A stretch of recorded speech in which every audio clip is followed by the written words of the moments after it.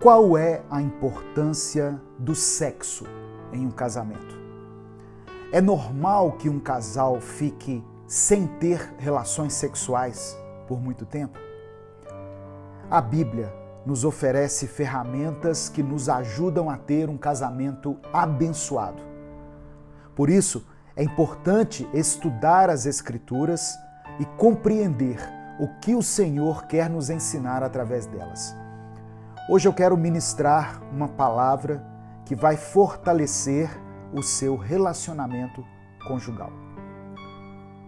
A paz do Senhor, meus irmãos, quem fala aqui é o pastor Edivaldo Oliveira e você está no canal Minuto com Deus. Eu peço que você ouça essa mensagem até o final e que você se inscreva no nosso canal e ative as notificações, porque dessa forma você ajuda esse projeto a alcançar mais vidas através da palavra. Escreva aqui nos comentários o nome do seu cônjuge. No final eu vou orar pelos casamentos, pelos relacionamentos conjugais. Então escreva aqui o nome do seu cônjuge e envie essa mensagem para os seus grupos e principalmente para a pessoa amada. Eu quero ler com você 1 Coríntios capítulo 7, versículo 5.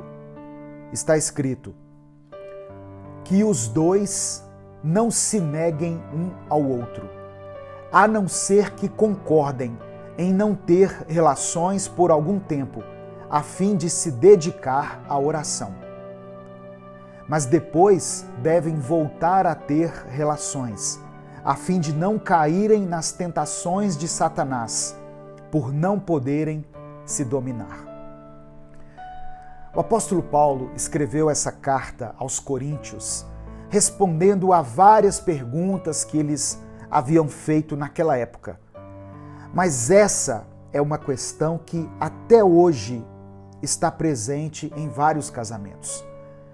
Muitas vezes, em um relacionamento conjugal, é comum que um dos dois não queira ter relações sexuais. De vez em quando, isso vai acontecer, e isso é normal, porque eventualmente pode ocorrer algo que cause uma indisposição ou que impossibilite o momento íntimo entre o casal, seja uma circunstância externa ou algo patológico que prejudique a relação naquele momento. Isso pode acontecer eventualmente. O que nós não podemos permitir é que essa situação se torne uma regra. A negação do sexo deve ser uma situação de exceção e, de acordo com a Bíblia, deve ser por um tempo determinado, para que o casal possa se aplicar à oração. E depois desse tempo, marido e mulher devem voltar a ter relações, para que não sejam tentados. E é interessante a gente perceber o seguinte: sempre que essa questão de negar-se um ao outro é debatida, a maioria das pessoas automaticamente associa essa atitude à mulher, como se apenas elas negassem sexo e como se apenas os homens estivessem sujeitos a serem tentados em seus desejos sexuais. Mas nós temos que entender que o ser humano, ou seja, homens e mulheres, possuem fantasias. O homem pode ser tentado e a mulher também da mesma forma.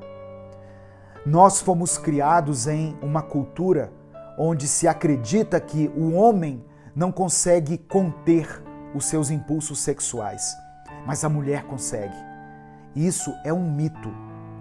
Homens e mulheres são tentados na mesma proporção. Resistir ou não é uma questão de caráter.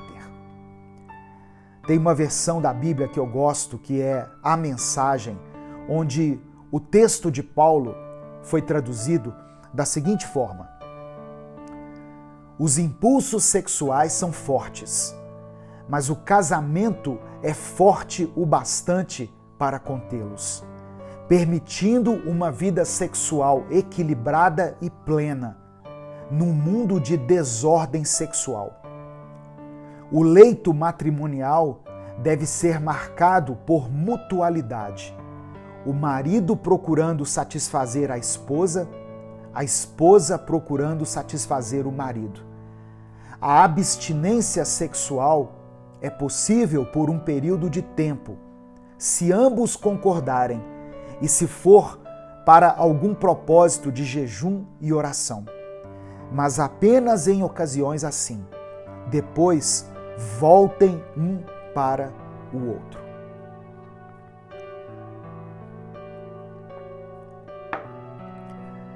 Repare que Paulo não fala exclusivamente dos homens, mas ele se refere aos dois, homens e mulheres, em relação à satisfação sexual. Maridos, ofereçam o seu melhor às suas esposas, o melhor tempo, a melhor disposição, o melhor desempenho. Não se neguem a elas. Façam com que elas se sintam felizes e realizadas no casamento. Mulheres, deem a seus maridos o seu melhor também. Não se neguem a eles. E se o seu marido ou a sua mulher tem alguma indisposição ou algum problema em relação a isso, procure ajuda profissional. Deus criou o sexo como instrumento de bênção para o casal. E embora o mundo tente distorcer isso, sempre tratando esse assunto de forma vulgar ou pejorativa, o sexo é algo que deve ser levado a sério. Que o Senhor nos conceda graça e sabedoria para que nós consigamos agradar o nosso cônjuge. Eu quero orar por você.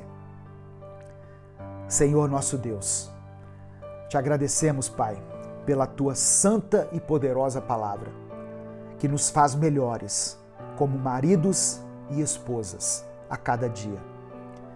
Senhor, eu coloco diante de ti cada pessoa que for alcançada por essa mensagem.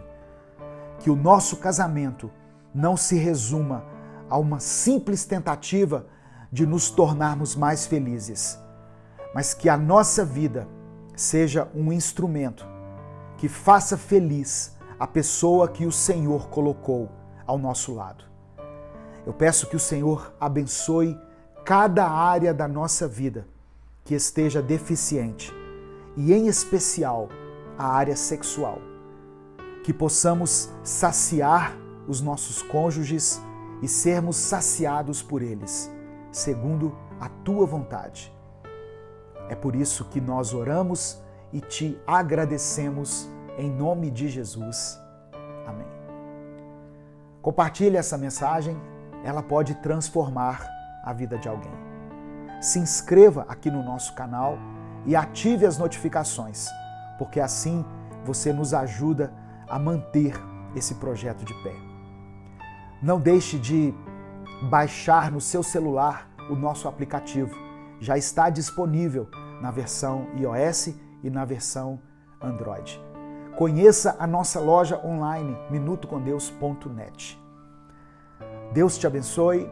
Eu sou o pastor Edivaldo Oliveira. Você está no canal Minuto com Deus. Até o nosso próximo vídeo, se Deus quiser.